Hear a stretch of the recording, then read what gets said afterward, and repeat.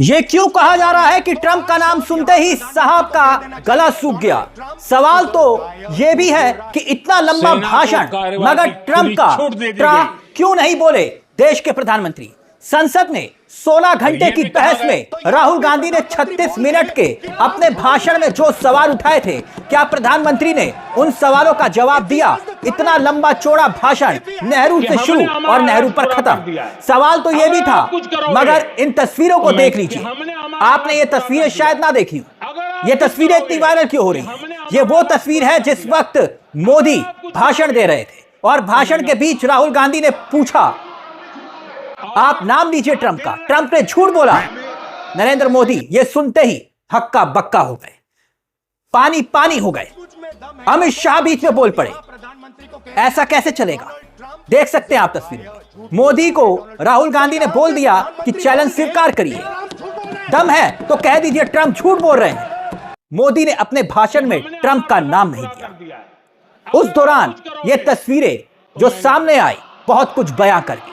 दुनिया के किसी नेता ने जंग नहीं रुकवाई, ये पीएम मोदी ने कहा कि पाकिस्तान के डीजीएमओ ने गुहार लगाई, मगर ट्रंप का नाम मोदी ने अपने भाषण में क्यों नहीं लिया? सेना को कार्रवाई की खुली छूट दे दी गई और यह भी कहा गया कि सेना तय करें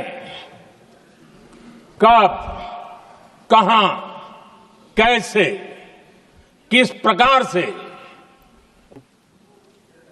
ये सारी बातें उस मीटिंग में साफ साफ देश तो ये सोच रहा था कि प्रधानमंत्री बोलेंगे, बातें उसमें से उनसे कई सवालों के जवाब की उम्मीद थी, क्योंकि सदन में रक्षा मंत्री ने ही तो कहा था कि आतंकवाद और बातचीत दोनों साथ नहीं चल सकती। लेकिन उसी भाषण में वो कहते हैं, रक्षा मंत्री कहते हैं कि भारत ने अमेरिका से कहा कि पाकिस्तान को हमारे डीजीएमओ को फोन करना पड़ेगा, और पाकिस्तान ने फोन किया तो जंग रोक दी गई।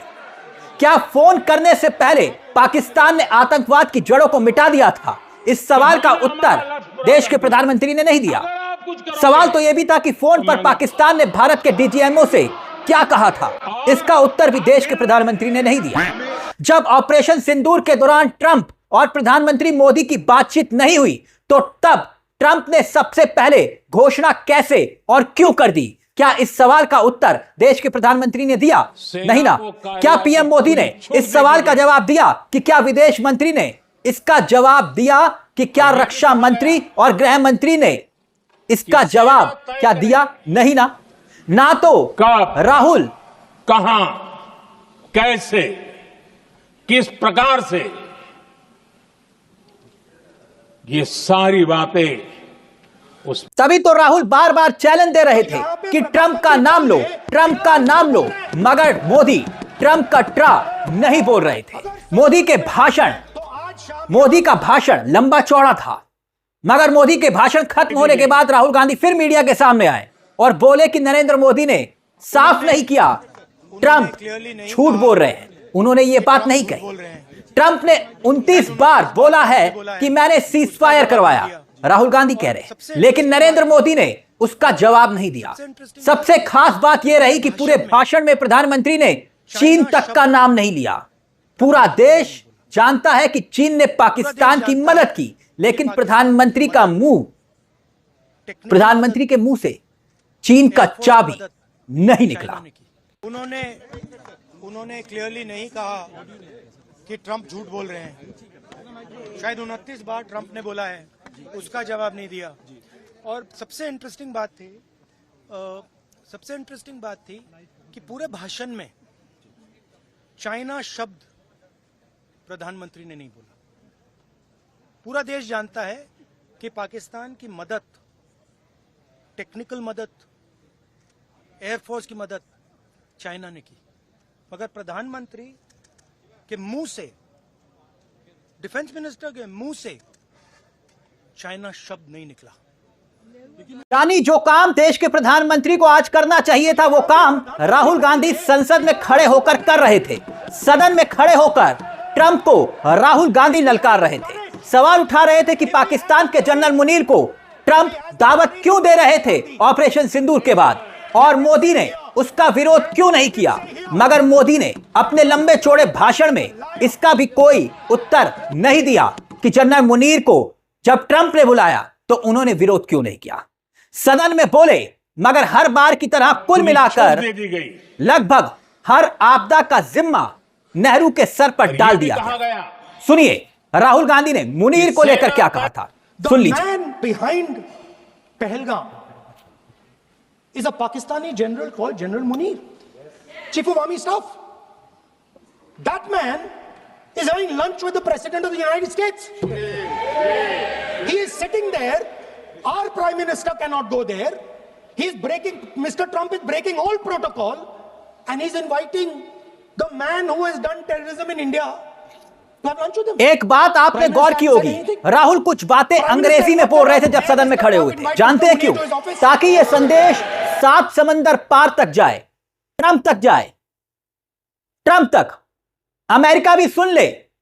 भारत का मतलब सिर्फ मोदी नहीं है, 140 करोड़ देशवासी हैं और हर भारतीय के दिल में यह आक्रोश है कि ट्रंप ने यह क्यों बोला और बार बार यह बोला कि भारत पाकिस्तान युद्ध व्यापार की धमकी देकर रुकवाया, मगर मोदी ने ट्रंप का ट्रा क्यों नहीं बोला यह भी देश जानना चाहता है। तो यह भी था कि जब पाकिस्तान ने भारत को फोन किया और युद्ध भारत को रोकना था तो पहली सूचना, पहली जानकारी और यह ऐलान भारत को करना चाहिए था। ट्रंप ने ऐसा क्यों किया और ट्रंप ऐलान करने वाले होते कौन हैं? यही सवाल तो राहुल गांधी ने पूछा। To the Prime Minister, the nation is above your image, above your politics, and above your PR. The forces are above your PR, your image, and your politics.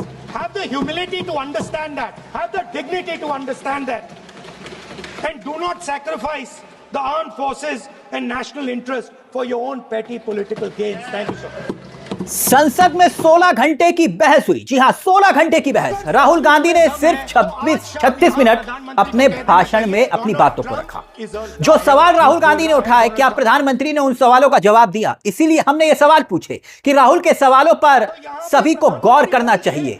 उनके सवालों और आरोपों को आप सिर्फ एक विपक्ष के नेता के सवालों के रूप में नहीं देख सकते हैं। जानते हैं क्यों?